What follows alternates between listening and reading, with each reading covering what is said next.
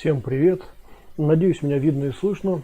И в такие сложные времена, которые мы сейчас проживаем и весь мир проживает, мы все равно, наверное, должны продолжать делать то, что мы делаем, не забывая, конечно, о происходящем и об этих сложных временах.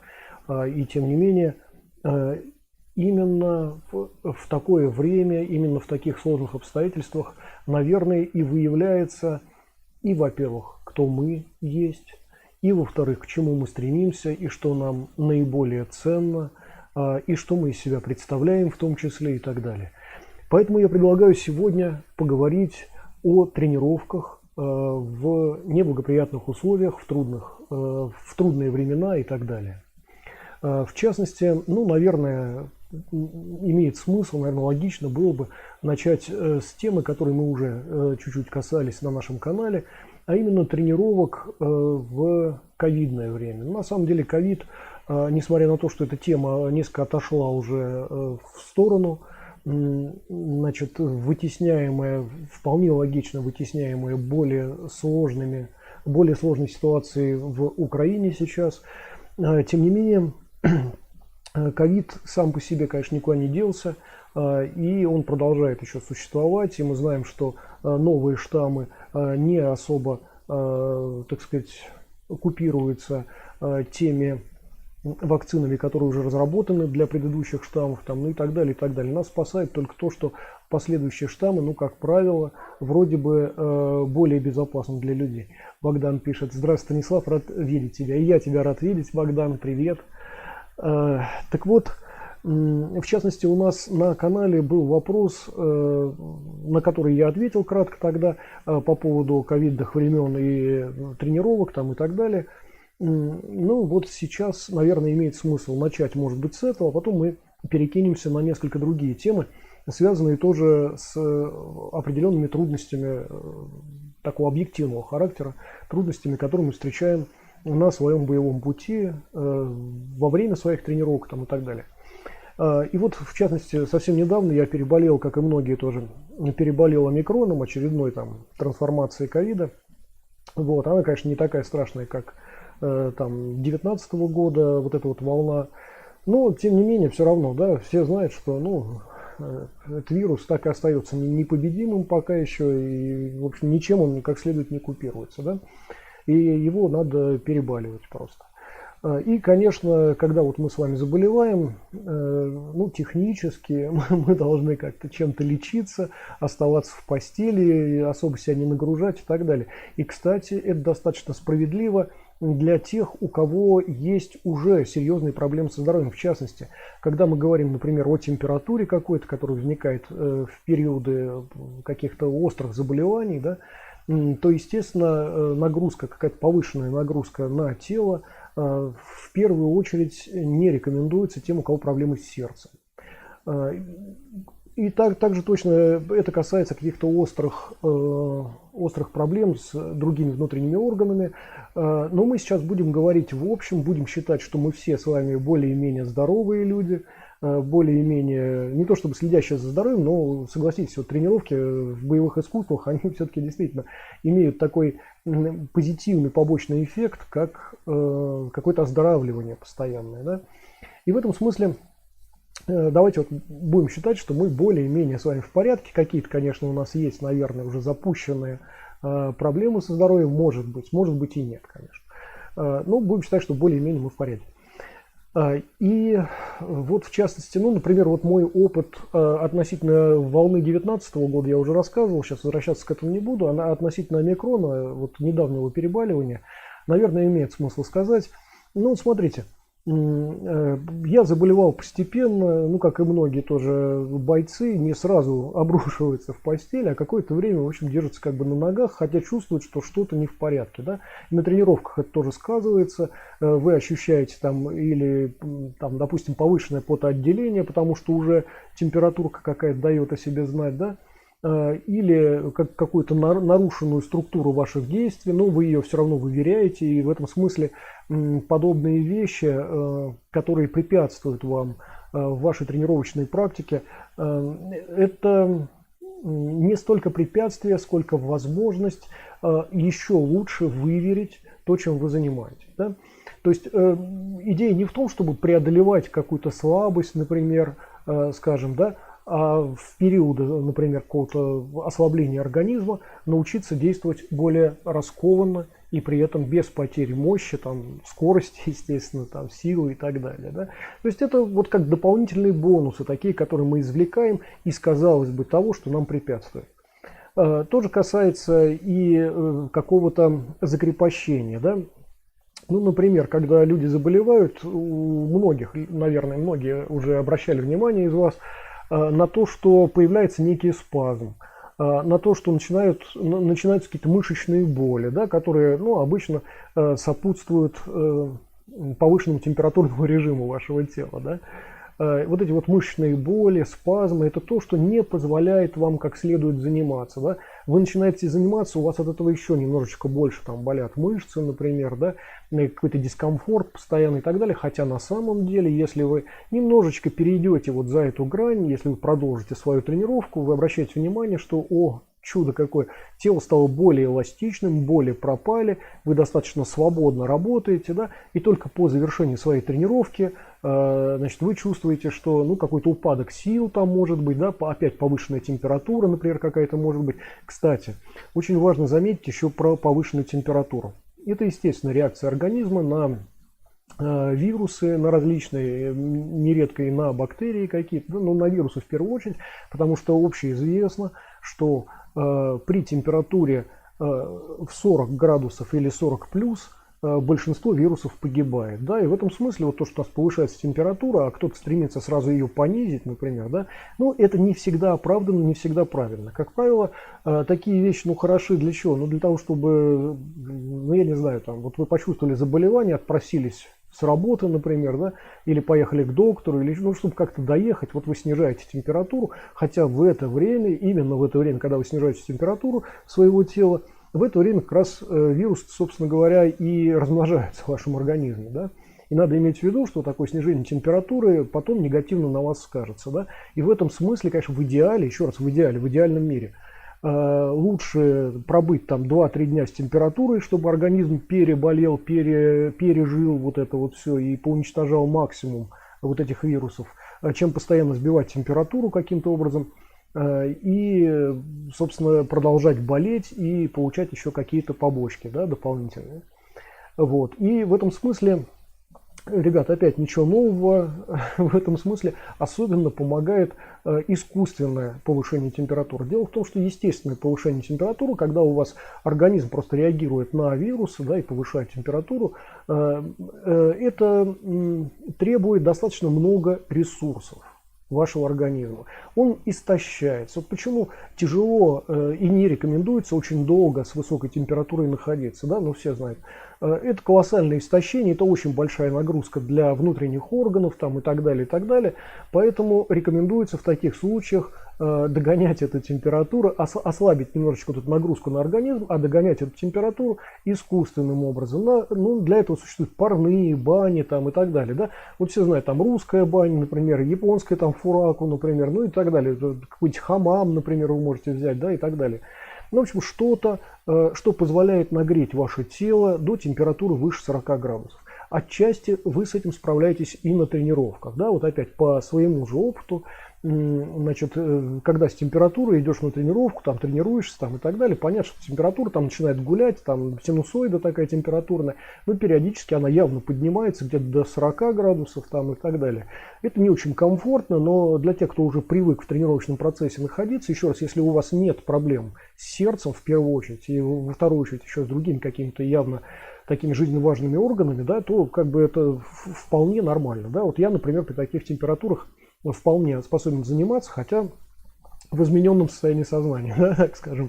То есть там вот это вот продукты отравления какого-то, да, во время вот таких вирусных инфекций, эти продукты, они все равно действуют на вашу нервную систему, и, в общем, сознание ваше в это время не совсем может быть близко к стандартному, но, тем не менее, не зашкаливает, не уходит в какую-то область бреда уже полного, естественно, да. И это замечательно. Вот опять вы таким образом еще и нервную систему свою прокачиваете, да, во время таких тренировок и прочее. Но, значит, да, это вот просто в качестве, вот опять я делюсь своим опытом, как я обычно переживаю такие вещи, да. Я тренируюсь в это время, причем стандартное время я тренируюсь, там, ну, не меньше часа, по крайней мере, в день. Но еще раз, это не какая-то рекомендация и даже не какой-то совет, это просто там, если вы тренируетесь больше или меньшее время, вы сами решаете, конечно, сколько вам тренироваться в такой ситуации нестандартной, когда вы заболеваете, но тем не менее, значит, понятно, что, значит, вы вполне переживаете. Так вот, дополнительно, конечно, рекомендуются вот какие-то бани, какие-то процедуры поднятия температуры искусственного, ну и так далее. И, конечно, не сбивать температуру в таких случаях надо. Нет, надо сбивать, если она долго держится. Еще раз, ребята, чтобы нагрузки не было на организм. Да, но если это вопрос там 1, 2, 3 дней, да, то, в общем, более-менее. Кстати, ну опять по моему опыту, вот, например, омикрон, да, я пережил за 3 критических дня, то есть я заболел, там некоторое время я чувствовал, что с организмом что-то не то, но на ногах вполне переживал. Потом наступил критический какой-то день, когда температура там зашкаливала со стандартные пределы явно. Вот. И вот 3 дня, собственно говоря, эта температура более-менее держалась, но постепенно понижалась. Благо у меня вот есть баня, в которую я могу, значит, в любой момент, в принципе, пойти, и там, значит, вот это вот искусственное поднятие температуры, оно очень помогало. Кроме того, вот эта вот история с... Забыл, как это по-русски. Здесь это gingerfeel называется. На английском ginger. Господи, ну, забываю все время, как это по-русски. Значит, его употребление, оно не спасает вас от вирусов, как вот, как ни странно, считается порой. Это помогает просто профилактически, для того, чтобы у вас носоглотка, горло там, и так далее не подвергались таким сильным воздействиям, вот этим вот вирусным и болезненным там, и так далее, да. Плюс к этому, если у вас есть что-то там с эвкалиптом, там еще с чем-то и так далее, вот это вот все хорошо. Кстати, по поводу вот этих средств, о которых я говорю, вот я, например, практически никогда медикаментозно не лечусь, потому что, ну, принцип аллопатии, я еще раз напомню, одно лечим, другое калечим, да, и все знают, что вот активное обращение к медикаментозному лечению, как правило, выводит из строя целый ряд органов, там, иногда на время, иногда достаточно серьезно, с дальнейшими побочками продолжительными, да, это желудок там летит, почки, печень там, например, да, иногда сердце тоже, ну и так далее. То есть аллопатией, конечно, увлекаться, мне кажется, не стоит, и кто бы сколько не доверял медикаментозному лечению и современной науке, надо сказать, что современная наука и современное медикаментозное лечение, еще раз, оно очень своеобразное, оно стремится купировать последствия, не обращая внимания на причины. Да? То есть вот такая вот ситуация, вот как в начале этого стрима, например, я сказал о том, что вы можете, конечно, сбивать температуру и чувствовать от этого себя, казалось бы, лучше, но в итоге вы получаете, что ваш организм продолжает насыщаться этими вирусами, долго достаточно болеть, и вы получаете еще ряд побочек. Да? То есть вот такого рода лечение, оно как бы, ну, непонятно, в общем, лечим мы или калечим. Да? Вот. И, как я уже сказал, я, например, не прибегаю к медикаментозному лечению за редким исключением. То есть я вполне, ребят, еще раз, я не против медицины, там, чтобы не было ничего, да, и как и многие бойцы, я придерживаюсь того, что там хирургия, стоматология, там, я не знаю, ну и так далее, это все нормальные вполне такие вещи, к которым приходится прибегать, и, в общем, здесь нет ничего такого, наверное, плохого, если, конечно, вам не попался плохой стоматолог или плохой хирург. Но вот что касается медикаментозного лечения, то, конечно, тут надо держать ухо востро, как говорится, и по возможности пользоваться какими-то другими средствами. Но еще раз, речь не идет о самолечении, о том, чтобы купить в аптеке там кору дуба, например, или там еще что-то, и что-то с ней делать там. Не надо выдумок тоже никаких. Есть вполне стандартные, так сказать, условия для того, чтобы искусственно вот опять поддержать температуру вашего организма, если это необходимо. Есть средства такие, как, ну, вот, эвкалипт и вот этот ну, ginger, не могу вспомнить на русском, значит, такие вещи, имбирь, прошу прощения. Вот. Эвкалипт, имбирь там, и так далее, это то, что является профилактическими, хорошими достаточно средствами, которые там купируют какие-то, еще раз, не лечат вас целиком, но они купируют воздействие вирусов тех или иных, да.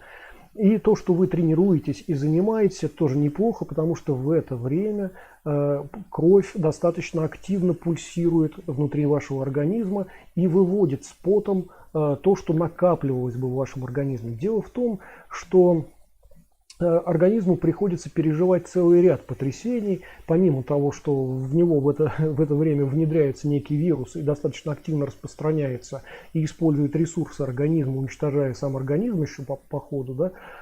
Кроме этого, организм, вот как уже говорилось, значит, пытается поднять температуру, чтобы уничтожить эти вирусы. Для организма это очень накладно.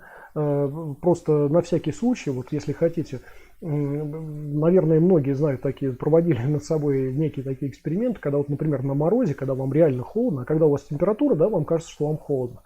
Так вот, на морозе для того, чтобы согреться, вы можете там попрыгать, побегать, поотжиматься, там, если хотите чем-то еще заняться, да, но это невозможно делать в течение всего дня. Это можно делать там минуту-две. Но когда вам реально холодно, ну полчаса, после этого вы чувствуете истощение, особенно на морозе, да. Вот такое же потрясение ваш организм испытывает, когда вы просто заболеваете. Значит, очень много сил приходится тратить на мышечные какие-то усилия, а именно при помощи мышечных усилий вы, собственно, греетесь. Да? Вот дрожь, например, типичная дрожь, когда вы замерзаете или когда вы заболеваете, вот такая вот дрожь типичная какая-то, это показатель того, что ваши мышцы, значит, в этот момент так, это микросокращения такие мышц, да? И при помощи этого организм пытается согреться. На самом деле это плохой достаточно рефлекс для организма, он обычно не работает, он плохо работает. И это, в общем, не то, что обычно помогает расслаблению. То есть, когда вы мышцы свои расслабите, да, и не будете, значит, при помощи напряжения мышц греться, таким образом вы, наоборот, сэкономите ресурс организма. Да, вот я об этом сейчас говорю. Так вот, да, действительно, когда вы заболеваете, вы проходите через целый ряд вот таких вот шокирующих для организма вещей, в том числе интоксикация достаточно серьезная, да, возникает. И вот эти токсины надо как-то выводить.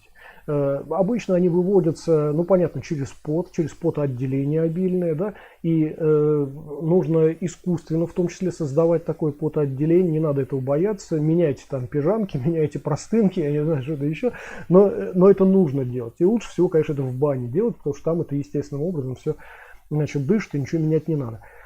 Вот. На тренировке тоже не забудьте о том, что вы будете активно достаточно потеть. Может быть, надо брать что-то, чтобы там переодеваться, ну, не целиком, но хотя бы частично, там, скинуть что-то с себя, накинуть что-то другое, там, и так далее, да.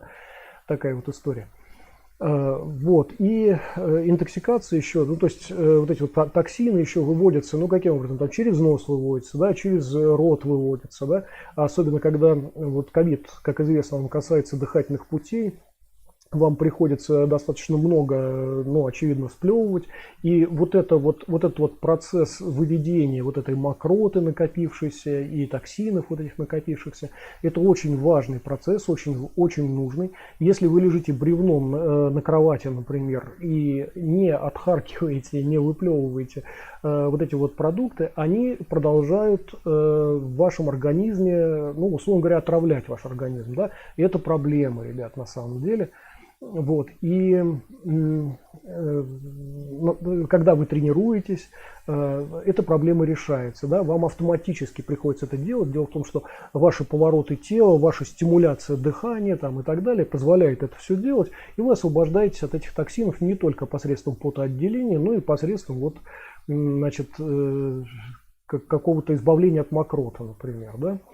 Ну и так далее, и так далее. То есть вот эти вот вещи тренировочные, они вам сильно помогают быстро вставать на ноги, быстро достаточно избавляться от болезней, от токсинов, от побочек там, и так далее.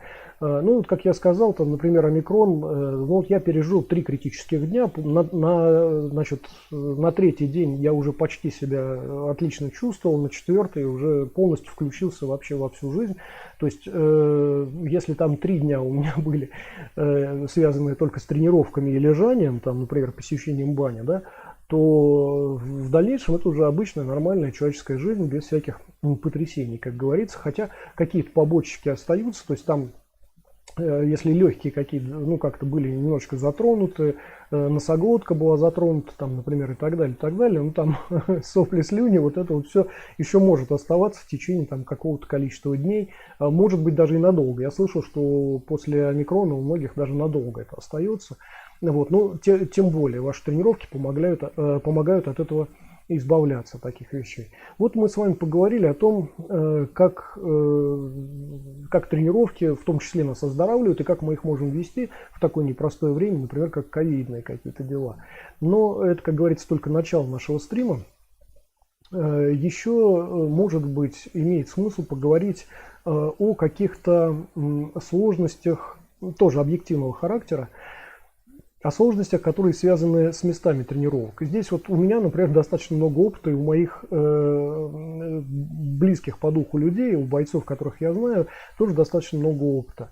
Начиная с тренировок в ограниченном пространстве, в подъезде, между этажами, там, например, на какой-то лестничной клетке, да, в кухне достаточно узкой, например, в каких-то, ну, таких вот местах не очень приспособленных, заканчивая тренировками на природе или вечером где-то в каких-то, ну, условно зеленых зонах, не обязательно там лесные какие-то зоны, да, может быть это двор вообще какой-то, например, и так далее. Ну вот в частности был период, это правда еще Совдепия более-менее существовал, но вот был период, когда, например, значит, я уже рассказывал о своей юности, в том числе о тусовочных квартирах там и прочем подобном, и порой ты попадаешь в такие места, ну, где нельзя заниматься, ну, так сказать, ни в квартире, ни на лестничной клетке, ни еще что-то. Ну, вот я помню, достаточно продолжительное время я, например, занимался на территории детского садика на какой-то там, в какой-то беседке такой. Вот, то есть, ну, вечером, естественно, и тогда не было никакой охраны детских садов там и так далее. Ну, то есть можно было вполне, значит, позволять себе такие вещи. Порой, значит, где-то еще находишь. У меня были тренировки на крыше дома, в том числе, в подвале были, значит, тренировки, ну и так далее. То есть, на самом деле, всегда можно найти, где заниматься, если есть действительно такая потребность, если есть такое желание. Вот. Это тоже важный момент такой, который демонстрирует нашу мотивированность в первую очередь, ну и в том числе какую-то смекалку, да? Потому что приходится вот находить такие какие-то способы. Вот. Но еще, наверное, имеет смысл поговорить не только о том, где, но и о том, как. Это вот достаточно сложная тема, мы периодически к ней возвращаемся на наших стримах, на наших беседах.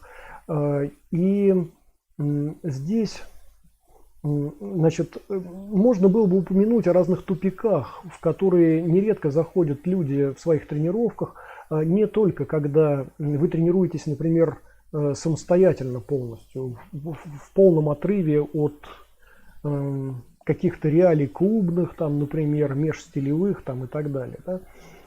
Бывают такие ситуации, у каждого бойца рано или поздно возникает такая ситуация, когда вы занимаетесь самостоятельно, исключительно, у вас нет даже спарринговой практики по тем или иным причинам, у вас нет клубной практики какой-то, ну и так далее, и так далее. И, в общем, это такое время становления вашего в том числе. Во-первых, в это время вы, конечно, становитесь самостоятельнее, ну, когда первый раз, по крайней мере, это происходит с вами, когда второй, третий, четвертый там или какой-то еще раз, то как бы, ну, вы к этому относитесь совершенно так уже спокойно, уже знаете и как и что, да, это делается.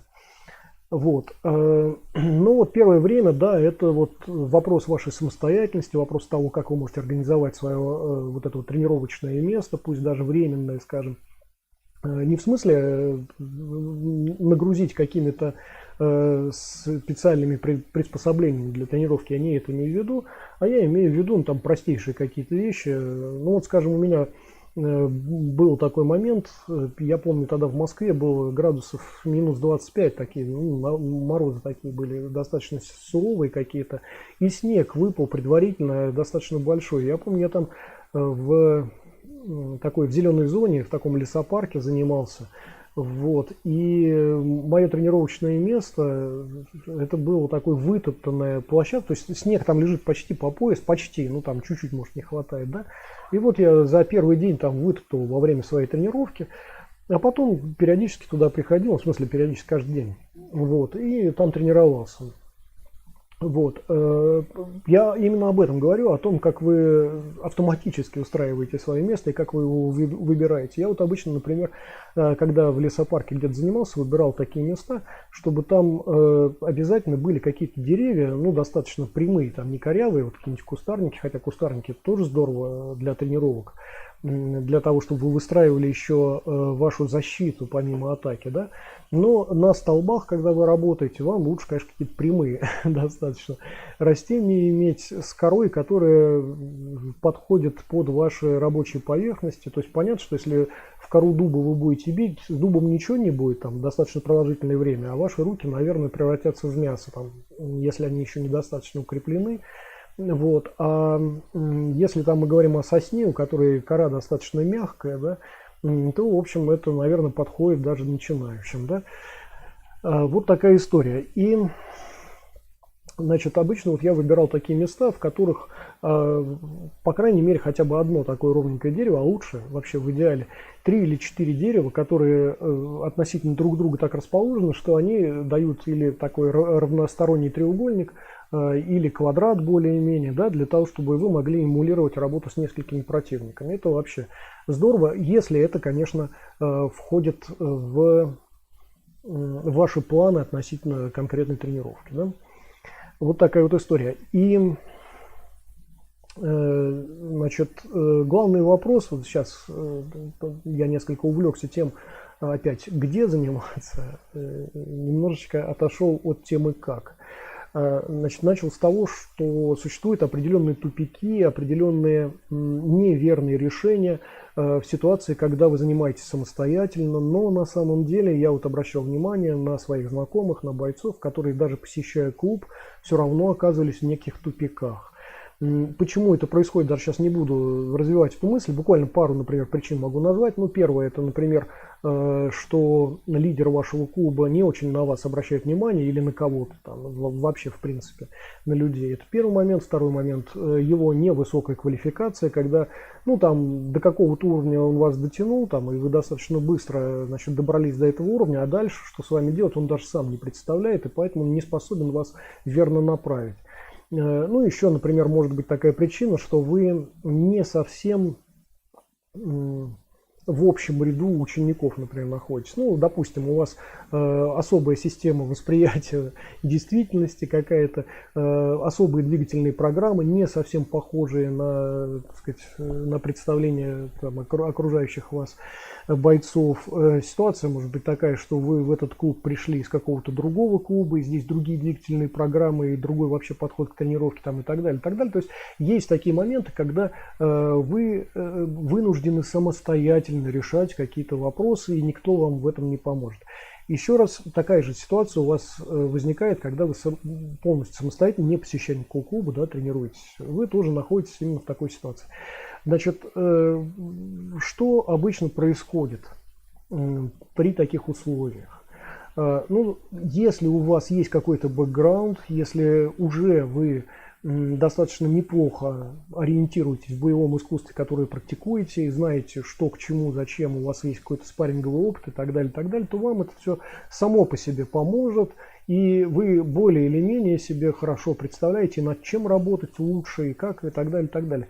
Гораздо хуже, если вы относитесь к таким несколько экзальтированным личностям, которые живут больше фантазиями, чем реалиями, да. Ну, такие встречаются, да, в боевых искусствах, неважно, какими именно боевыми искусствами человек занимается, там, вьетнамскими, японскими, корейскими, китайскими, там, не имеет значения.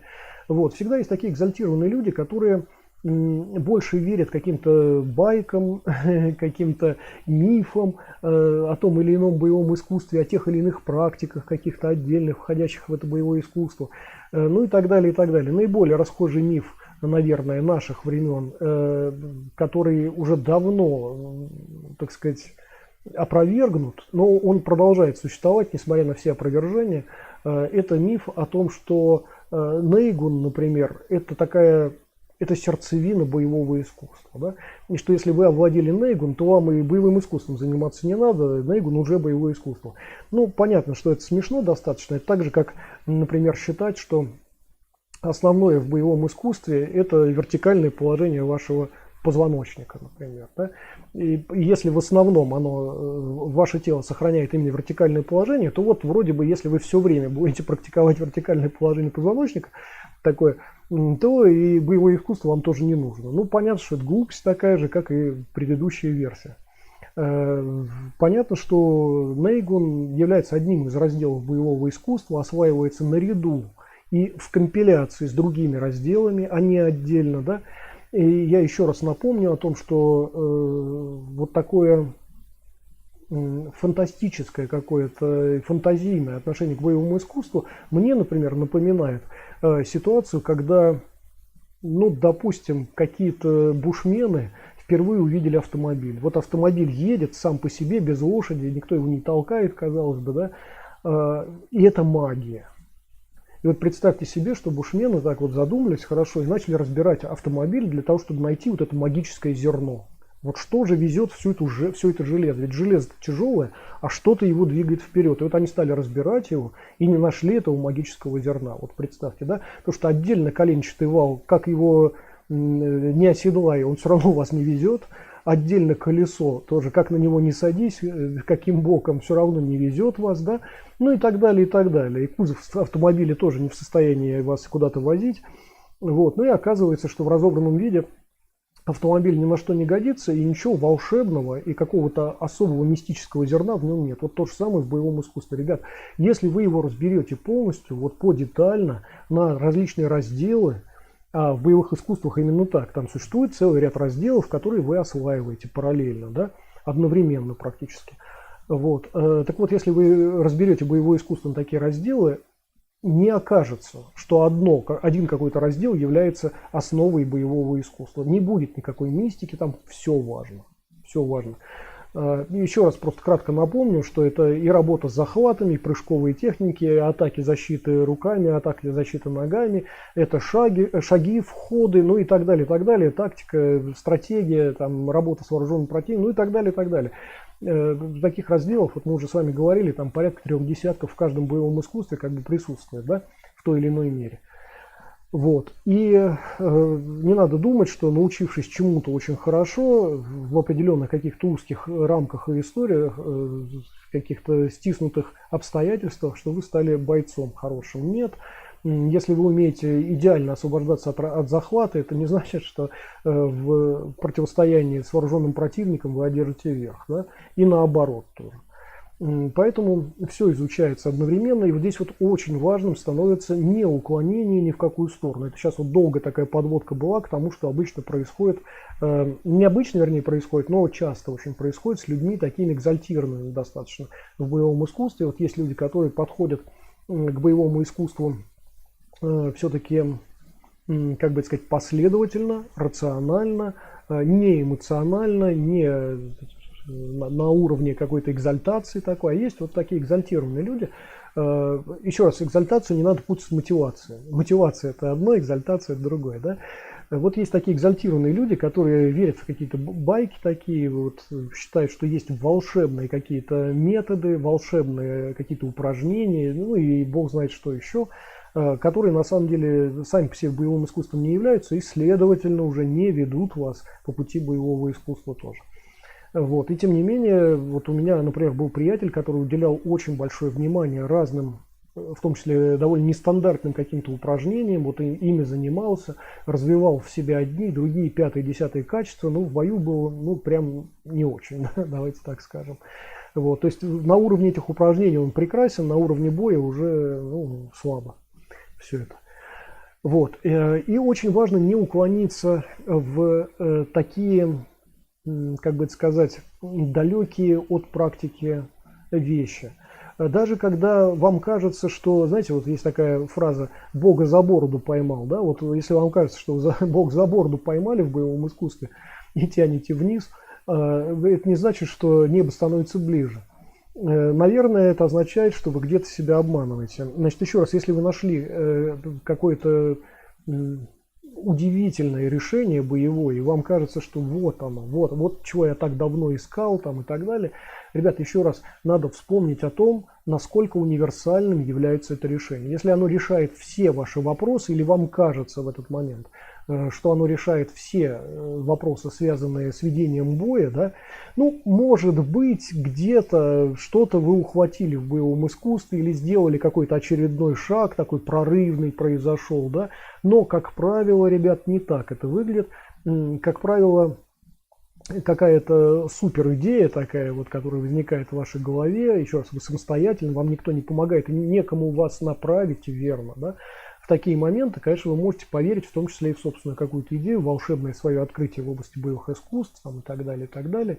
Вот. И, как правило, такие вещи, это вот как раз результат такой экзальтации, веры в то, что вот вспышка, внезапное озарение может вас к чему-то привести. Кстати, в этом смысле, может быть, имеет смысл напомнить о ряде исторических как раз достаточно таких сведений, связанных с историей того или иного боевого искусства.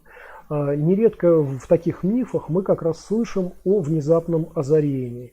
Ну, например, когда нам рассказывают об истории Вин Чунь, там говорится о том, как, значит, некто наблюдает, как журавль там со змеей сражается, да, и это является неким фактом озарения. Когда мы читаем, например, об одной из версий Танланпай, кулака Богомола, там тоже возникает такой момент, что некий монах, там, значит, увидев, я думаю, что не в первый раз, как ни странно, увидев то, как охотится Богомол, внезапно, значит, получил какое-то озарение и тут же всех начал побеждать.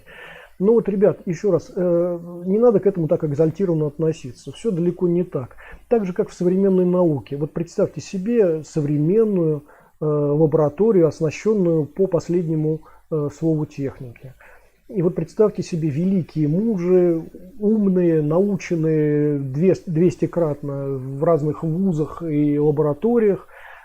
Они постепенно, последовательно проводит ряд экспериментов для того, чтобы привести это все к определенной цели. Ну, свое исследование привести к определенной цели. Да?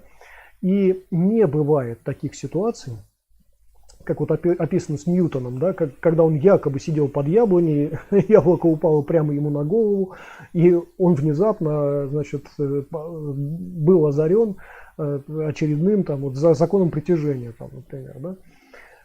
Ну вот, ребят, не так это, конечно, работает. Так же, как и с Архимедом, вот это вот Эврика, помните, когда он открывает закон, связанный с вытеснением там воды, объема там и так далее, с измерением объема, например, да, перед тем, как он в ванну залез по общепринятой вот этой вот концепции, когда его озарило, да, на самом деле перед этим он долго экспериментировал и думал. То есть этому предшествует что-то. Да? Не надо думать, что простая экзальтация может нас привести к какому-то волшебному открытию, восторженному и так далее. Нет, обычно это не так. Этому предшествует целый ряд опытов и исследований. И если внезапно у вас вот озарение такое вот возникает, отнеситесь к нему критически, испытайте себя, попробуйте, конечно. И никто вам этого не запретит, и наоборот, это рекомендуется даже сделать, потому что если это ошибка, вы быстро проработаете эту ошибку и забудете о ней. Да? Гораздо хуже, если вы не проведете ряд таких экспериментов, уклонитесь в какую-то непонятную область, как вам кажется, боевых практик, на самом деле уже около боевых, и в итоге не получите ничего. Да? Ну, в частности, например, опять обращаясь к экзальтированным достаточно людям, существует целая такая, не побоюсь этого слова, наверное, секта таких экзальтированных бойцов, которые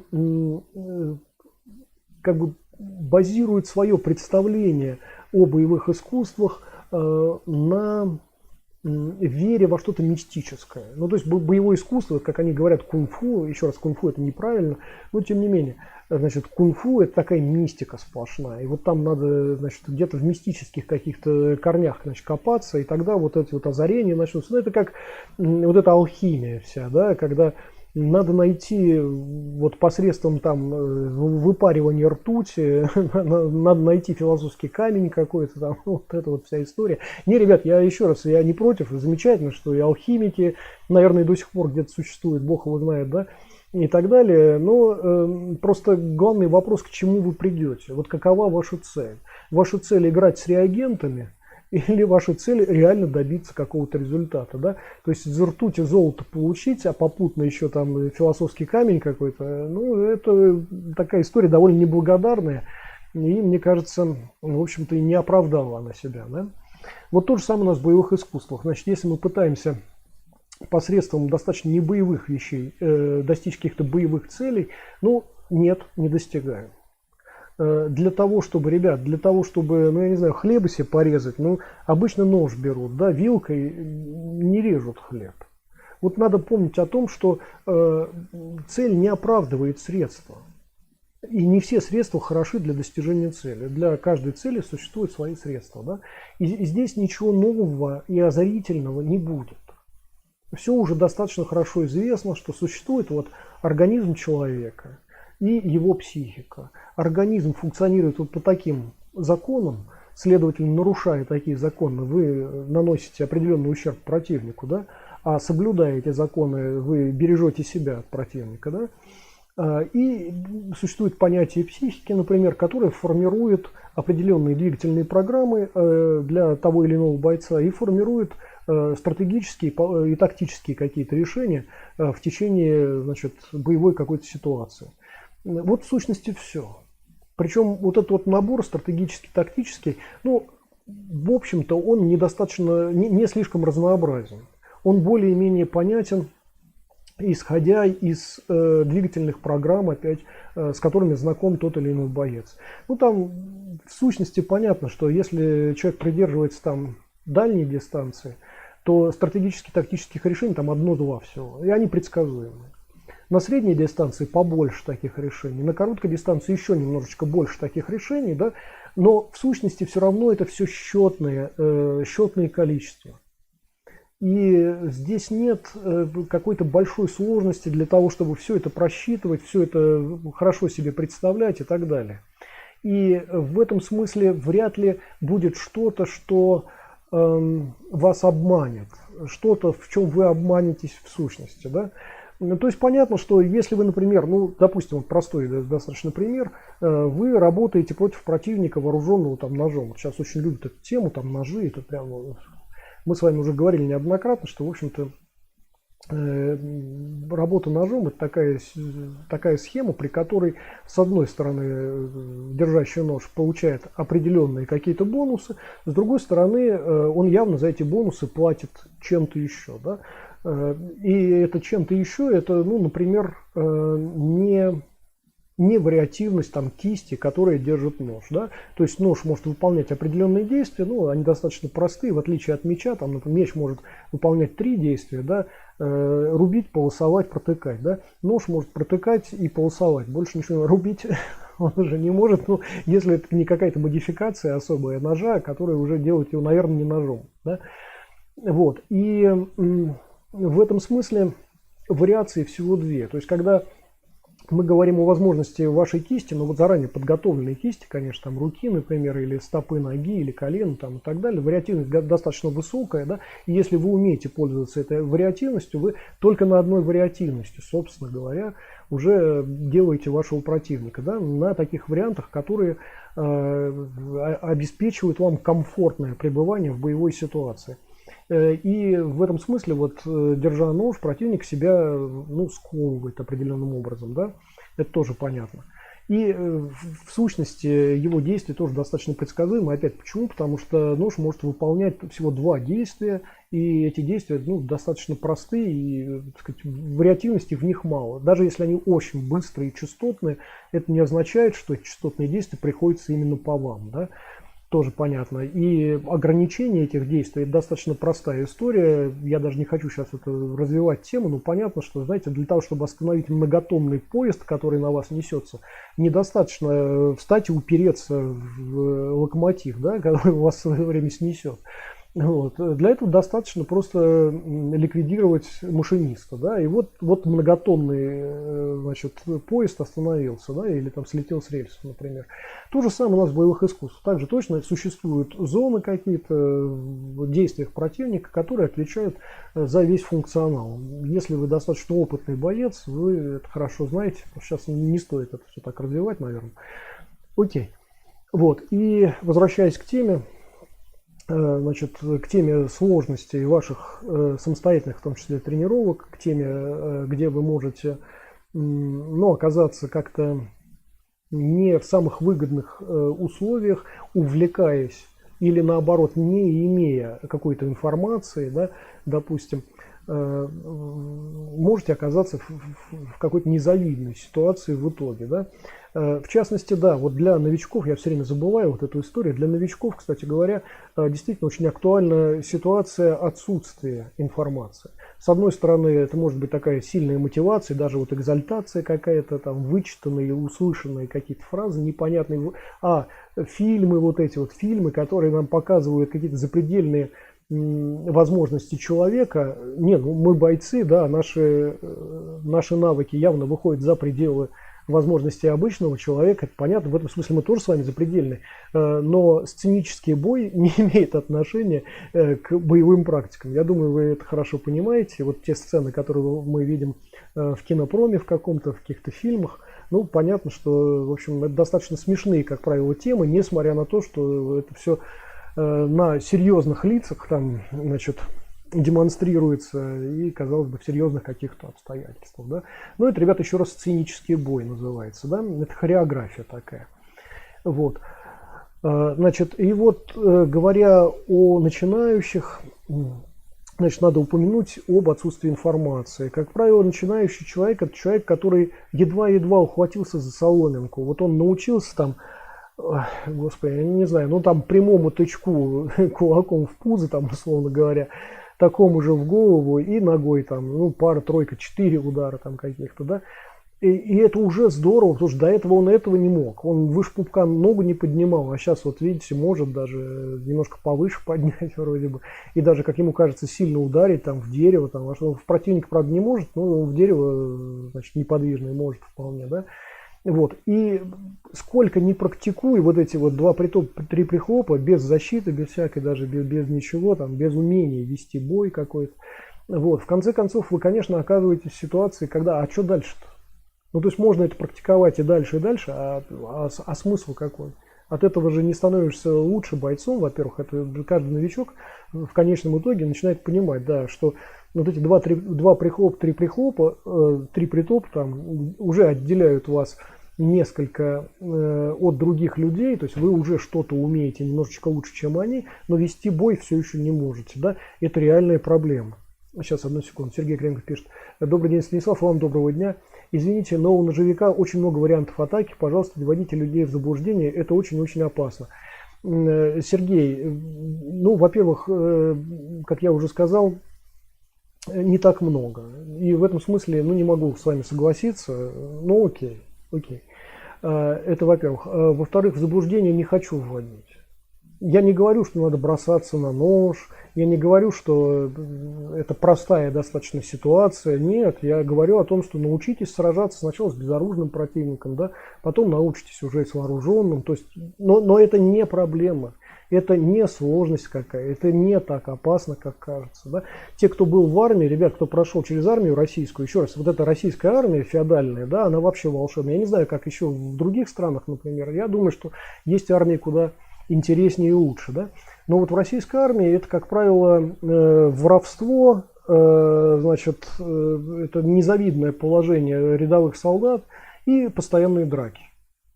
И вот там, ну я не знаю, вот в моем опыте, как только не велись эти драки, ребята, и табуретками, и ножами, и ремнями, и вручную, там, и так далее. И не надо думать, что это очень сложно. Ну вот не надо, ну честное слово. Ну, то есть, понятно, речь не идет о том, чтобы вы расслабились полностью перед человеком, который вооружен перед вами, да? Но и не идет речь о том, что это непреодолимая какая-то ситуация. И там, еще раз, 18-летние ребята, которые поставлены в такую ситуацию, сражаются, в том числе и в такой ситуации, даже ничего не умея. Поэтому, Сергей, ну, не могу с вами согласиться, конечно. Окей. Так вот, значит, возвращаясь к теме. Есть такие ситуации, когда, значит, бойцы уже даже не такие, не настолько начинающие, да. Да, с начинающими, кстати говоря, не закончил. Там, да, вот при отсутствии информации какой-то, да, оказывается, что вот 2 притопа, 3 прихлопа, а дальше что делать? Человек начинает выдумывать. Ребят, честное слово, вот в клуб мой приходили такие люди, которые были такими вот самоделками в том числе, которые пытались сами там, значит, что-то надумать, напридумывать и так далее, и так далее. Не буду даже говорить о качестве вот этого придумывания, насколько это хорошо, плохо, работает или не работает. Не стоит даже об этом упоминать. Это так же, как если бы, ну вот я сейчас сел и сам стал изобретать самолет, например. Ну, у меня самолет бы получился такой, что он даже не взлетел, наверное, да.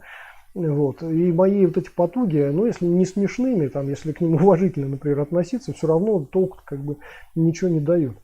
Так вот, видел я таких бойцов, которые сами что-то по ходу пытались придумывать, в том числе в какой-то, ну, условной, достаточно спарринговой практике с какими-то своими там приятелями, например, да.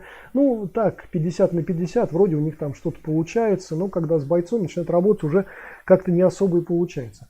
Вот, и, значит, расширение диапазона своих возможностей, ну, там, вычитывание книжек, просмотра Ютуба, там, я не знаю, там, этого, Пинтереста какого-то там, или бог его знает чего, обычно тоже ничего не дает. Почему опять? Потому что нужна нужно последовательное исследование и последовательное же освоение, да? Значит, в противном случае, это, знаете, ну вот как я опять, если бы изобретал самолет какой-то, да, отсюда я крыло какое-то из шифера, там, я не знаю, подручного, отсюда я пропеллеры из вентилятора там достал, и отсюда еще что-то, ну, в итоге ничего не получается. То есть, вот даже несовместимость деталей каких-то может быть, помимо того, что это нарушение там логического какого-то мышления явно. Вот, и... Значит, новичку действительно сложновато в этом смысле. И, наверное, тут надо найти именно последовательную, длительную программу. Да? Не такую, которая, вы знаете, вам кажется, например, значит, вот этому вы научились, это вот более-менее знаете, да? Это все разрознено совершенно, это отдельные какие-то фрагменты боевой какой-то практики, но в реальности это, конечно, еще далеко не боевое искусство. И вам кажется, что вам нужно найти какую-то смычку, значит, в этой связи. Ну, например, допустим, до этого вы освоили там 2 атаки руками, 4 атаки ногами, там, например, ну или что-то подобное. Вот, но даже защищаться не умеете. Любой спарринг показывает, что ваши атаки ничто, просто вообще не имеет никакого значения, просто потому что вас тоже атакуют. И это для вас плохо оканчивается, особенно если вы работаете с партнером, который защищаться-то все-таки, ну, хоть немножечко умеет, да. И здесь вот оказывается, что вот не хватает этой смычки, не хватает чего-то, что дало бы вам из вот этих вот 2 притопов, 3 прихлопов какую-то общую модель, соединенную вашей защищенностью, да. Вот, и начинается там вот этот вот поиск, вот такая защита, вот она, наверное, универсальная. Нет, не очень, а вот такая более универсальная, уже лучше. Не, ребят, это не так работает. Не будет, опять еще раз, как в примере с бушменами и автомобилем, не будет такого, что вы разберете автомобиль на части и найдете там мистическое какое-то звено, которое тащит весь автомобиль. Автомобиль тащит не какая-то мистика и не волшебство. Так же, как боевое искусство состоит из такого количества, из такого большого арсенала разных действий, да, не потому, что это обвес какой-то нелепый, а есть одно волшебное действие, которое вас от всего абсолютно спасет. Такой истории не будет. Если вы хорошо освоили одну какую-то защиту, это не значит, что при помощи этой защиты вы теперь универсально защищены от всего. Да? То есть такая тоже история. Хотя уже говорилось на нашем канале, конечно, при освоении очередного там элементарного действия, вот этого технического элемента, еще раз, техника – это когда ряд технических элементов выполняется последовательно, параллельно или одновременно, вот буквально, да. А технический элемент – это одно действие, типа там удара там, кулаком вперед, например, защиты вот такой-то, действия вот такого-то там и так далее, и так далее. Вот когда вы освоите очередной технический элемент, в идеале, конечно, для того, чтобы оно было хорошо по-настоящему освоено, вам надо провести при помощи этого технического элемента практически, ну, ряд каких-то спаррингов желательно, да. Значит, для того, чтобы это техническое действие стало максимально универсальным для вас, с одной стороны, с другой стороны, для того, чтобы вы поняли рамки применения этого технического действия. То есть, если мы говорим о защите, например, и выбираем некую защиту, ну, там, предплечьем, которая имеет такой достаточно широкий диапазон и в динамике, как бы, ну, например, верхнюю часть вашего тела, например, замечательно защищает, да, целиком, вот всю верхнюю часть. Значит, среднюю часть, ну, вы там присядете пониже. Не дай бог наклонитесь, но вот присядете пониже, ну, например, среднюю часть там в определенном приседе, удобном, неудобном, допустим, вы тоже справитесь. Нижнюю часть уже таким образом вы не можете защитить, да. Допустим, вот вы таким образом понимаете, что это техническое действие, оно замечательно, но в своем диапазоне.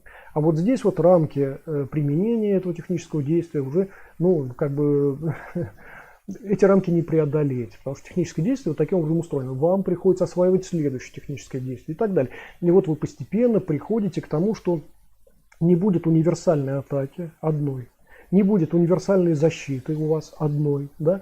У вас будет целый ряд атакующих и защитных действий, которые хороши вот в той или иной ситуации. И сама ситуация вам будет подсказывать последовательно, что для этой ситуации характерно, что лучше в качестве защиты или атаки. Скоро вы начнете уже думать телом, не головой. Вот сначала к этому надо рационально подходить, конечно, именно рационально. Не экзальтированно, не верить в какие-то мифы и легенды, а вот рационально. Это вот так работает, это вот так работает, это вот тут, это вот тут.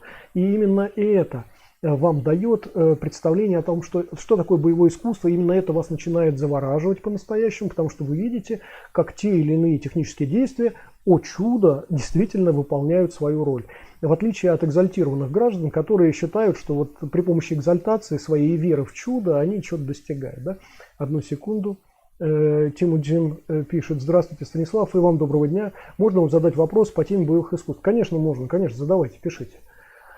Вот. Иными словами, вот, кстати, но это уже не применительно к начинающим, а применительно к уже опытным бойцам. Еще раз я напомню, что вот есть понятие начинающий, есть продолжающий, есть опытный боец. Опытный боец — это уже, ну, практически мастер в определенном ключе, уже, ну, такие вот, какое-то приближение уже к мастерству явному, да. Значит, и вот, например, сейчас вот я постепенно выкладываю какие-то фрагменты с прошедшего в прошлом году семинара. В этом году наверняка семинара не будет из-за ковида, из-за вот этих вот военных действий, из-за всего вот этого. Ну, скорее всего, у нас, в общем, не сложится, наверное, семинар уже в этом году. И дай бог, чтобы в следующем хотя бы сложился, но я тоже не уверен. И тем не менее, вот на этих фрагментах вы можете как раз пронаблюдать какие-то решения не на уровне одного технического действия. А вот обратите внимание, что там решается все одновременно и тактически. Ну, по крайней мере, то, что вы видите там тактически, когда нам спарринговое, там уже стратегически решается в том числе. Но там одновременно тактика, защита, атака, работа над рабочими поверхностями, работа над двигательными программами определенными. Да, это вот все вместе, все сразу. Да? Хотя это, как казалось бы, одно единственное действие. Это то, о чем я говорил, что техника — это ряд технических элементов, выполненных одновременно или последовательно параллельно. Да?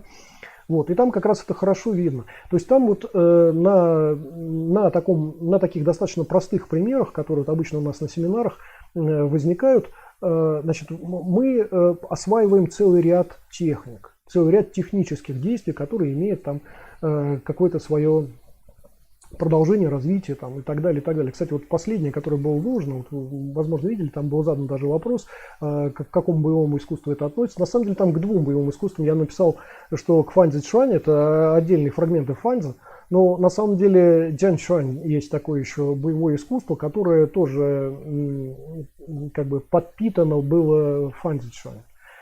Это к двум боевым искусствам относится. И, кстати, подобные вещи мы еще видим в Пхикуа. Пхикуа Чуань, который мы с вами уже тоже о котором говорили. Так, Тимуджин пишет, можно ли научиться хоть каким-то навыкам ведения боя только при помощи постоянной практики спаррингов и реального боя, если при этом анализировать все свои ошибки и действия противника? Нет, Тимуджин, невозможно. Смотрите, вы сами даже расширяете этот момент. Да? Вы говорите о том, что достаточно много спарринговой практики, а потом происходит некий анализ. Да? Вы анализируете что-то, и вот вы сели просто, не двигаясь, проанализировали и сразу пошли в спарринг, и это дало вам какие-то решения? Нет. Смотрите, на самом деле наше тело это такая целая совокупность факторов. И тело наше состоит не только там из ручек, ножек, головы и, значит, там, как это, body, это, туловище там, например, да, но и из нервной системы, на которую ложатся наши все действия. Да? И когда мы что-то анализируем, ну, допустим, мы проанализировали свой не очень удачный спарринг, мы увидели свои ошибки, мы увидели свои огрехи какие-то. Теперь их надо исправлять. И исправлять их надо не в своем сознании, это только начало, но надо исправить их в двигательных программах. Значит, нужно поработать в воздухе, там, в бое с тенью, нужно в дорожках поработать, на столбе надо поработать, да, там еще как-то поработать. Да, и когда это проработается, снова попробовать это в спарринговой практике. Да. Таким образом, мы видим, что наша тренировочная деятельность вне спарринга дальше проверяется в спарринге. И именно в этой тренировочной деятельности закладываются основы того, что мы будем делать в спарринге. И наоборот, когда мы работаем в спарринге, мы хорошо видим, с чем мы справляемся, с чем не справляемся, что у нас хорошо, что не очень хорошо, что универсально. То, к чему мы стремимся, да, мастерство, это универсализм, такой, универсальность, да, такая наша действие. Вот, что у нас не универсально, а, как это сказать, локально достаточно, да, и продолжаем над этим работать вне уже спарринга, снова на своей тренировочной практике, да. То есть одних спаррингов недостаточно для того, чтобы мы стали по-настоящему хорошими бойцами. В противном случае, ну знаете, это было бы так, значит, ну допустим, вот мы поспарринговались, вышли из спарринга, что-то прикинули в своей голове, тут же пошли, тут же нам снова по шапке надавали, мы опять вышли оттуда, опять что-то проанализировали, опять пошли, нам опять по шапке надавали. У нас еще нет двигательных программ. Дело в том, что для того, чтобы выполнить простейшие действия, для того, чтобы ручкой написать одну строку, или на клавиатуре там набить одну строку какую-то, да, мы должны, мы должны проработать этот навык. Простейший навык мы должны проработать. В нейронах нашего головного мозга должны возникнуть определенные связи. На это нужно время. На какие-то связи больше времени, на более сложные процессы, в смысле, на какие-то меньше времени, на более сложные процессы больше времени нужно, да? Но эти связи должны возникнуть, и они возникают не когда мы о чем-то думаем, а когда мы что-то делаем. То есть, когда мы думаем, конечно, да, такие вещи возникают, но не на уровне наших двигательных программ, они минуют наше тело. Вот для того, чтобы тело было подключено к нашим мыслям, представлениям о движении, нужно еще подключить само тело. И тогда после ряда опытов, ряда итераций у нас возникают вот эти связи. Причем, что интересно, вот то, о чем мы с вами уже говорили не раз, что вот, как один мой приятель сказал, я бы хотел знать кунг-фу. Не, ребят, боевое искусство знать нельзя, его можно только уметь. И нервная система наша, она устроена таким образом, что вот эти вот синаптические связи между нейронами, да, задействованные какие-то, они задействуются, они существуют, пока мы выполняем что-то. Если мы регулярно что-то делаем, эти связи укрепляются, оптимизируются, и гораздо быстрее идут эти процессы, и гораздо лучше они идут. Да? Как только мы бросаем какую-то практику, эти связи утрачиваются. Вот это важный момент. Еще раз, ребят, напомню, для тех, кто когда-то катался на велосипеде или когда-то катался на коньках, да, если вы пропустили 10 лет, не садились на велосипед, не вставали на коньки, попробуйте это сделать.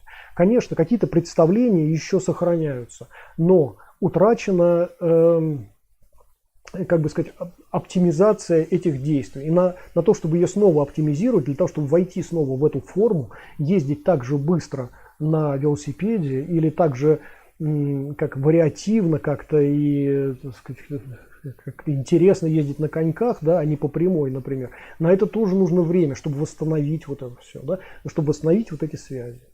Вот в боевых искусствах все еще сложнее. Наши двигательные программы еще сложнее, чем просто ездить на велосипеде или просто ехать на коньках, например. Это, мы выполняем одновременно целый ряд действий, иногда там 5-6, иногда там, ну ряд целых действий, одновременно, в одну долю, в какую-то долю времени, да. Значит, и это обеспечивается как раз этими синаптическими связями, которые мы заранее простроили, да. Таким образом, тренировка становится важной поддержкой для спарринговой практики, а спарринговая практика важной информацией для наших тренировок. Да? Но, Тимуджин, большое спасибо за этот вопрос. Вы очень правильно его подняли, потому что вот по сути я об этом именно и говорю сейчас. О том, что значит, когда мы уклоняемся в какие-то дебри в нашей боевой практике, самостоятельно занимаемся, например, уклоняемся куда-то, и нас куда-то тянет не туда, мы так экзальтированно относимся к каким-то непонятным вещам, которые начинаем практиковать, и они нас уводят от боевой практики, на самом деле, они ведут к ней, да. Вот. Это как раз вот та самая ситуация, когда не хватает именно спарринговой практики, которая могла бы поставить все точки над «и» и нас точно совершенно смотивировать к тому, что нам сейчас нужно, чтобы мы выстроили свои цели какие-то, конкретные цели решали и так далее. Кстати, если уж говорить об универсальном каком-то пути, о том, как вот самостоятельно двигаться в условиях боевых искусств, а, ребят, вы все равно всегда самостоятельно, даже если вы в клубе в каком-то находитесь, не учитель за вас выполняет действия, он вам показывает, рассказывает, вас поправляет, направляет, там что-то такое, там, но работаете над собой вы все равно сами. В этом смысле вы всегда одиноки, вы всегда сами с собой. Да? Это важный момент, об этом важно помнить. И никто не отвечает за результат ваших действий, за позитивный какой-то или негативный результат. Да? Если это фейл, то это ваш фейл. Если это победа, то это ваша победа. Вот об этом надо помнить, только вы за это несете ответственность, только вы с этим можете разобраться как-то и так далее. Вот. И в этом смысле очень важно представлять себе конечный результат. И вот тема развития себя в боевом искусстве, эта тема достаточно простая, если вы действительно понимаете, что вы делаете. Ребята, а простая тема вот такая. Значит, вы что-то выполняете, пусть это у вас хорошо даже получится. Но на самом деле сначала это нехорошо получается, и вы перед собой ставите цель, чтобы это хорошо получалось, да, и вы стремитесь к этой цели, рано или поздно вы этого достигаете, там простой технический элемент вам наконец-то удается, например, потом ряд технических элементов, выполненных очень последовательно, то, что называют связками, не техника далеко, это связки просто всего лишь, да, вот, но в конечном итоге, значит, не это главное. Главное, что вы себе хорошо представляете, что на следующем этапе, на следующем уровне вас должно ждать. Вы ставите перед собой очередную цель. Вот это вот очень важно. И когда вы ставите цель, вы способны уже ее добиваться, достигать там и так далее. Вот так это развивается. Конечно, впоследствии, в идеале, вы будете видеть свой путь в боевом искусстве на несколько шагов вперед, да, или на ряд шагов, или там уже видеть окончательную цель какую-то, да, как это должно быть в идеале. Но поначалу это просто решение, это избавление от ошибок себя, да, это работа над ошибками, это короткие решения какие-то, достаточно простые, да, они не будут еще универсальными, но они вас подводят постепенно вот к этому представлению об универсализации своего боя какой-то, да. Еще раз, ребят, очень важно не зацикливаться на одной детали. И если вам кажется, что существует один единственный волшебный подход, если вас озарило внезапно и вам кажется, что вот таким образом вы решите все боевые ситуации, ну проверьте себя. В первую очередь проверьте себя в бою. И если в одной, второй, третьей ситуации вам это действительно, на вас это работает, то в четвертой, пятой, например, не работает, да, ну вот еще раз вернитесь на землю сразу.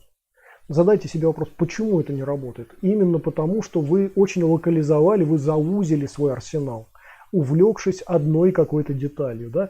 На самом деле нет одной детали. Еще раз, как в автомобиле. Если вы изымаете там ну я не знаю, что там, радио вытащите, например, из хорошего автомобиля, зачем-то вы решили его разрушить, вытащили радио, автомобиль все еще поедет, ну просто без радио. Вытащите там дисковод, ну без дисковода он поедет, без MP3 какого-то, да. Ну, уберете там, не знаю, кресло выбросите, одно, второе, третье там выбросите, но автомобиль все равно поедет, но просто вам будет неудобно, да. Вот то же самое у нас с боевыми искусствами.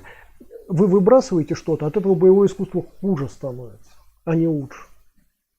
Лучше это когда комплекс всех мер.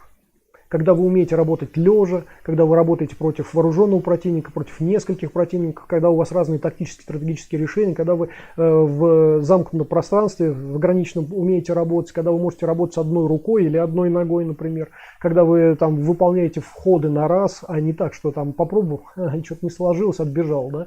И так только в спорте работает. В боевых искусствах у вас нет такой возможности. Вы ограничены временем и реальностью ситуации, а не рингом там каким-то. Вот. Таким образом, вот над всем этим работая, причем последовательно, еще раз, решая проблему за проблемой, шаг за шагом, вот это степ-бай-степ, там, например, да, вот так вот постепенно можно продвигаться, это достойный путь. Так это делается. Если у вас нет какой-то дополнительной информации. Еще раз хочу заметить то, о чем говорили многократно, есть увлечение еще Тао. Тао это штука такая достаточно разнообразная. Но если ката, например, в карате, такие они не разнообразные, они очень однообразные. Еще раз, это не связано с тем, что карате очень однообразное или какое-то узкое, очень узкий арсенал, например, ничего подобного. Просто значит, вот эти вот ката, которые существуют, разноуровневые там ката, да, если в ката там выполняется всего 5 элементов, например, каких-то, они просто последовательно выполняются, поэтому у вас там движение 30, например, получается, да, но в сущности это там 5 элементов всего рабочих, да, к этому моменту вы уже знаете там 500, ну не 500, ну там 50, например, да, а выполняете в ката всего 5. Это говорит о том, что ката существует не для развития ваших двигательных способностей, не для развития двигательных программ боевых, да, они существуют. Это понятно, да? Если бы это было так, то ката на этом уровне содержали бы все технические элементы и техники, которые вы освоили к этому моменту. Да, вы понимаете? Это все не так. То же самое с Тао происходит. Тао более разнообразные, чем там ката или пунсе, например. И иногда они достаточно залихватские, достаточно какие-то, ну, интересные даже для просмотра там какого-то, не то, что для изучения, например, да. Но вы все равно осваиваете это Тао и понимаете, что, ну, там в нем, например, в этом Тао, там, минутном, содержится там 10 технических элементов или там десяток техник уже, даже не технических элементов, а прям техник, да, каждая из которых содержит там от 1 там, до 5 элементов, да, одновременно выполненных. Вот, и, ну, кажется, ну, клево, ну, вот прям все. Но, ребят, еще раз, Тао это алгоритмичный рисунок. И он существует не для того, чтобы именно так, как вы в Тао выполняете какие-то действия, чтобы так же вы сражались. Такого не будет. Если вы будете гонять Тао постоянно, вот 500 раз на день вы выполняете одно и то же Тао, потом войдете в бой, Тао вам там не понадобится. Почему? Ну, потому что, ребят, Тао это способ перенести часть информации, какую-то базовую информацию. Ребят, во времена, когда не было компьютерных дисков вот этих, да, во времена, когда запрещалось записывать что-то, потому что, ну, вы знаете, да, вот боевые сообщества, они нередко были тайными достаточно, и там записывать даже запрещалось. И какие-то брошюрочки, книжечки, когда там записывались, они записывались еще не теми иероглифами, которые должны звучать там по-настоящему, да, амофонами, как правило. Из-за этого как раз и менялись названия боевых искусств, о чем мы говорили с вами не раз, да. Вот, и... В общем, эта история-то была такая, что Тао это была запись, по сути, запись тех или иных опций. Причем ограниченных опций, достаточно узких. Не обязательно вот так алгоритмично их выполнять в бою, понятно, да. Это просто, ну, какие-то опции, какие-то способы перейти от одного действия к другому, но не значит, что так оно и должно быть. Вот это важный момент, да, о котором не надо забывать, когда вы Тао осваиваете. На сегодняшний день освоение Тао не имеет уже такого значения прикладного, как когда-то. Это факт. И еще раз вам напомню, что в ряде боевых искусств, традиционных, древних боевых искусств, вообще не существовало Тао. Да? Я надеюсь, что все об этом знают. Есть ряд боевых искусств традиционных китайских, в которых нет Тао вообще. Изначально нет и никогда не было. И надеюсь, что не будет. Это говорит о том, что Тао это не такая обязательная программа, и это не то, что делает из вас бойца. Тао это способ многократно и при этом разнообразно освоить те или иные технические действия, те или иные там, двигательные программы, и все. Это не такая важная структура, как, вот, например, спарринговая практика боевая, как работа там, в бое с тенью, на столбе, в дорожках там, и так далее. Вещи, которые нас приближают больше к реалиям боя, чем просто к записи к информации, связанной с тем или иным боевым направлением, например. Да? Это важно помнить. Тимуджин пишет: спасибо большое за ответ. И вам спасибо за вопрос. Вот.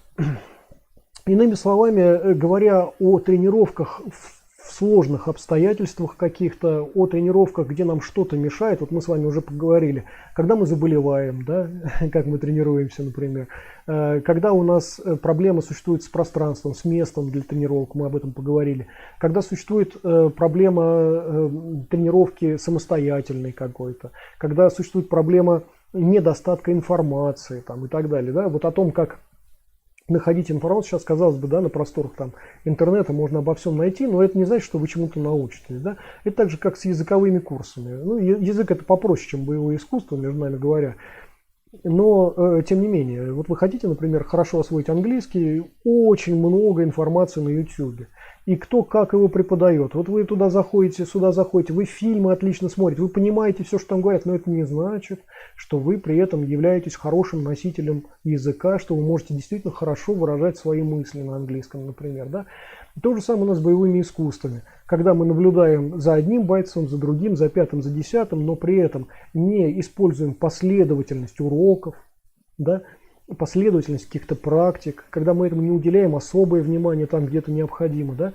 То же самое, мы не являемся носителем этого боевого искусства и не умеем им пользоваться как следует, если мы это не осваиваем, как уже было сказано, последовательно и прямо, а не так вот из стороны в сторону, у одного одно возьмем, у другого другое возьмем, и тогда у нас что-то получится. Ну, не получится, скорее всего, да? Такая вот история. Вот. Ну, собственно говоря, вот об этих проблемах мне хотелось сегодня поговорить. Вот у нас нет одного из бойцов. Если помните, у нас есть один боец, который живет в Японии, он айтишником является. Я просто хотел сказать, что здесь, в Болгарии, мы продолжаем оказывать помощь беженцам из Украины, в том числе и в трудоустройстве. И если вы являетесь представителем IT-сектора, если вы работаете в IT-секторе, если хотите, вы можете мне написать на любой ресурс, который вот обозначен внизу, там в описании к этому стриму и к любому видео на этом канале, да, можете со мной связаться, и может быть тогда для вас тоже трудоустройство будет, особенно это касается еще раз граждан Украины. И речь не идет о том, что надо переехать для этого в Болгарию, вы можете переезжать, вы можете работать удаленно, но тем не менее у нас есть сейчас такая опция, мы продолжаем помогать, значит, гражданам Украины. Да? Но это, ребята, это не значит, что мы ограничиваемся только этим. Сейчас очень много людей уезжает, по понятным причинам уезжает из России в том числе. Так что, ребята, россияне тоже, ребята, белорусы, там, ну и так далее, и так далее. Все это понятно, все движения, сейчас перемещение, миграция, вот эта иммиграция, возникающая по понятным причинам происходит. Так что это сообщение имеет отношение, в общем-то, ко всем, кто, наверное, пожелает. Да? Окей. Ну вот все, наверное, что я хотел сказать. Большое вам спасибо за участие в этом стриме. Не забываем подписываться, делиться, ставить лайки, писать комментарии, жать колокольчик, чтобы ничего не пропустить. Переходить по ссылкам внизу, там масса ссылок на ресурсы, содержащие информацию о боевых искусствах. Переходите на плейлисты этого канала, чтобы легче сориентироваться в тех темах, которые мы рассматриваем. Да, там все разложено по темам, если вы перейдете на плейлисты. А я вам желаю хороших тренировок. Счастливо.